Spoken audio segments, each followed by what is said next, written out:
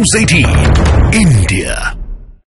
हिंदू मुसलमान किया हुआ है, लेकिन बहरहाल 1 मिनट, अब होगा एक्सपर्ट की गूंज का दौर, जहां पर एक्सपर्ट हमें बताएंगे कौन सच्चा कौन झूठा। प्रदीप जी, तीनों को आपने सुना।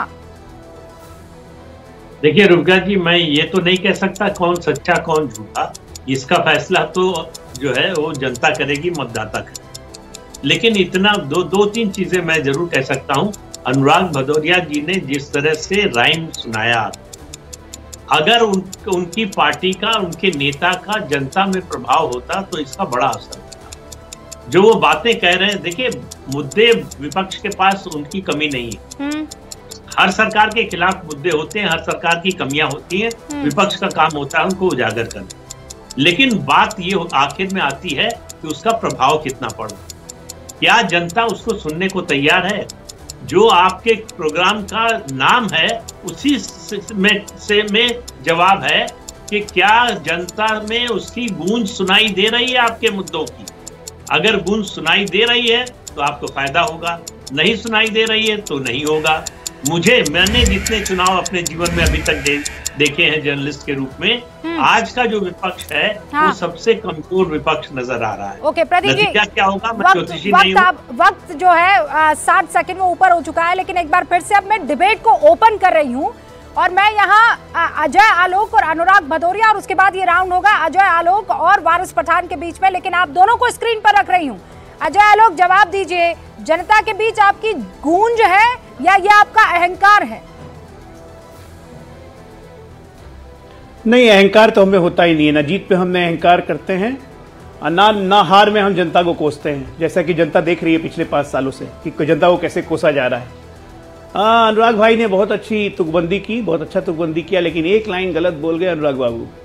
माँ बेटे की नौकरी का कर रहे हैं इंतजार। अखिलेश बाबू माँ बेटे की नौकरी का इंतजार कर रहे थे। सुनिएगा जरा, कौन है ये माँ बेटे जिसकी नौकरी का इंतजार अखिलेश बाबू कर रहे हैं?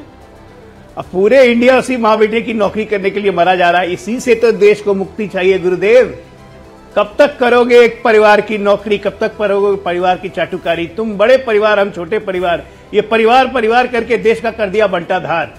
आप लोग से मुक्ति का समय आ चुका है, अब मुक्ति की राह पे हम लोग चल चुके हैं। इस बार ताला लग जाएगा। जहां तक रही हमारी बात रुबिका जी, देखिए बड़ा सिंपल इक्वेशन है। 224 सीटों पे हम 50% से ऊपर हैं। जहां जहां इन अहंकारियों ने, जैसे दिल्ली का एग्जाम्पल लेता हूं, देख रहा हूं मैं कि नॉर्थ ईस्ट दिल्ली कांग्रेस को दी, आम आदमी पार्टी कांग्रेस दोनों का वोट जोड़ लीजिए, इससे ज्यादा वोट तो कोई जन्म में नहीं मिलेंगे इनको, जबकि ऐसा होता नहीं है। क्योंकि दोनों जब साथ आएंगे तो बहुत लोग एक दूसरे को नहीं चाहते हैं, वो ना चाहते हुए वोट नहीं देंगे गठबंधन को। ये हमने देखा है, क्योंकि केमिस्ट्री नहीं है। दोनों का वोट जोड़ लीजिए, उसके बावजूद 1.5 से 2 लाख का मार्जिन है हमारे वोट इनके वोट में। दिल्ली की कोई ऐसी सीट नहीं है जहां 50-55% से नीचे हो। भरूच के ले लीजिए, भरूच में 55% पे है, कहां से लड़ेंगे?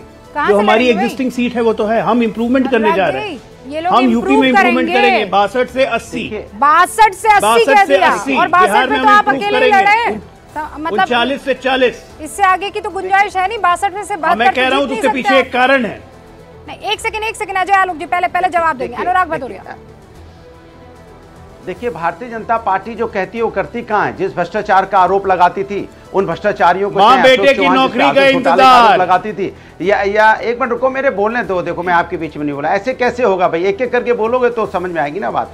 तो आप आदर जिसपे घोटालों का आरोप लगाते थे उनको अपनी पार्टी में ले आते हो। और परिवारवाद की बात कर रहे थे तो परिवारवाद में गिना दूंगा तो आप परिवारवाद गिन नहीं पाओगे। राजनाथ सिंह चीफ मिनिस्टर थे उत्तर प्रदेश, उनका बेटा भी एमएलए है। कल आदरणीय कल्याण सिंह जी चीफ मिनिस्टर थे, बेटा भी एमपी है, बेटा एमपी है और पोता यहाँ मंत्री है। और अपना दल के साथ, परिवारवादी पार्टी के साथ आप सरकार चला रहे हो यहाँ पे। आप अगर निषाद पार्टी के साथ आप सरकार चला रहे हो यहाँ पे, अगर पासवान जी के साथ आप खुद ही सरकार चलाने में लगे पड़े हो। एनसीपी और शिवसेना के साथ क्या परिवारवादी पार्टी नहीं? चौटाला परिवारवादी पार्टी नहीं? अनुराग ठाकुर के पिताजी भी चीफ मिनिस्टर थे। कितने गिनोगे चीफ मिनिस्टर जिनके बेटे आपके साथ है? तो परिवारवादी पे मत बोलिए। आपको बोलना पड़ेगा कि एक दादी माँ से, एक भारत की दादी माँ से आपने 30,000 रुपए घूस लिए आपकी पार्टी ने, और मात्र 1,30,000 का पीएम आवास देने के लिए ये दादी माँ का सम्मान कर रहे हो आप देश के अंदर में। इसमें शर्म आनी चाहिए आपको। लोकतंत्र आप सुनिए ना, आज सवाल की गूंज क्या है? अनुराग जी सुनिए, हाँ मैं आपको पूरा मौका दूंगी। यहाँ कोई ऐसे रोक टोक नहीं होगी, पूरा मौका दूंगी। कोशिश यही है कि जनता के पास आपका पक्ष भी जाए और सामने वाले का भी। मुझे ये बताइए, आप जीतेंगे कैसे? मैं कह रही हूँ अजय आलोक को झूठा साबित कीजिए, मैं तो आपको पूरा मौका दे रही हूँ। कैसे करेंगे? कोई रोड मैप तो होगा ना। तो झूठा, मैंने कहा ना जनता के साथ हमारा गठबंधन है। ये घूस ले रहे हैं दादी माँ से, तो दादी माँ इनको वोट दे देगी क्या? आपसे पूछना चाहता हूँ। हाँ। ये लोकतंत्र को लूटतंत्र बनाने में लगे। चंडीगढ़ में आपने देखा नहीं किस तरह से आपने 8 वोटों को क्रॉस किया। हाँ। और माननीय सर्वोच्च न्यायालय का आदेश आया कि नहीं आया? तो रद्द हुआ कि नहीं हुआ? दोबारा से नहीं, तो इसी अन्याय कर रहे हैं। हाँ, अब आप कह रहे हैं कि ये अन्याय जो है इनको हरा देगा। ठीक है, 10 सेकंड अजय आलोक, देन वारिस पठान। बोलने दीजिए, आप टोकी मत। महंगाई, समस्या, किसान किसान पे आंसू ये जो गूंज है, डिबेट शो है ना, क्या ये बड़ा टाइमली किस्म का। सुनिए ना, कॉम्पैक्ट बहस होगी यहाँ पे, भाषण नहीं होगा ना, कॉम्पैक्ट बहस होगी। कॉम्पैक्ट मैं कह रही हूँ, 2020 का मैच है ये, टेस्ट मैच थोड़ा ही है। 2020 पॉइंट पे पॉइंट अपने रखिए, मैं तो पूरा मौका दे रही हूँ। 10 सेकंड अजय आलोक, उसके बाद वारिस पठान।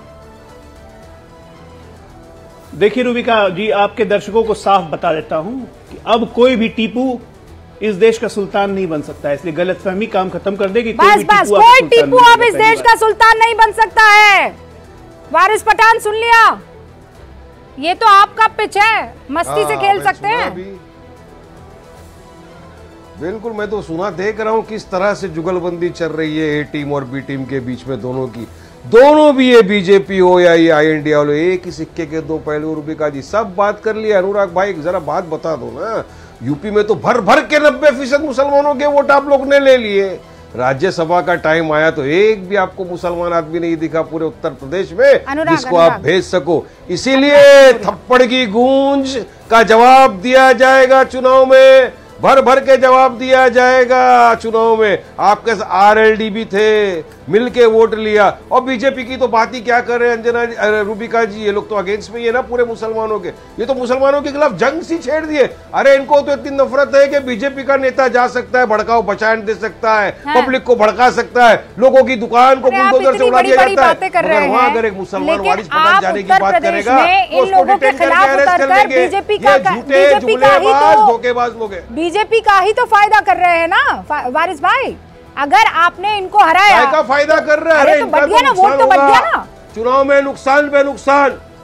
जुमला लोग देख रहे हैं इनका, किस तरह से एक मुसलमान को रोका जाता है वहां जाने से जहां पर बीजेपी के नेता भड़काऊ भाषण देते हैं। महाराष्ट्र के मीरा रोड की बात कर रहा हूँ, जवाब मिलेगा, करारा जवाब मिलेगा। प्रदीप जी, ये मामला क्या मुसलमान वर्सेस मेजॉरिटी हो जाएगा? प्रदीप जी, 2024 डेवलपमेंट नहीं, देखिए बनाने की कोशिश होगी, माइनॉरिटी की बात करना कोई जुर्म और गुनाह तो नहीं है ना रूबिका जी। बिल्कुल, तो माइनॉरिटी के भले की, ये लोग तो माइनॉरिटी का गला घोटने के चक्कर में दोनों संप्रदायों को इस कैसा चलेगा के पीछे की रणनीति समझ में आ गई, इसलिए वो इस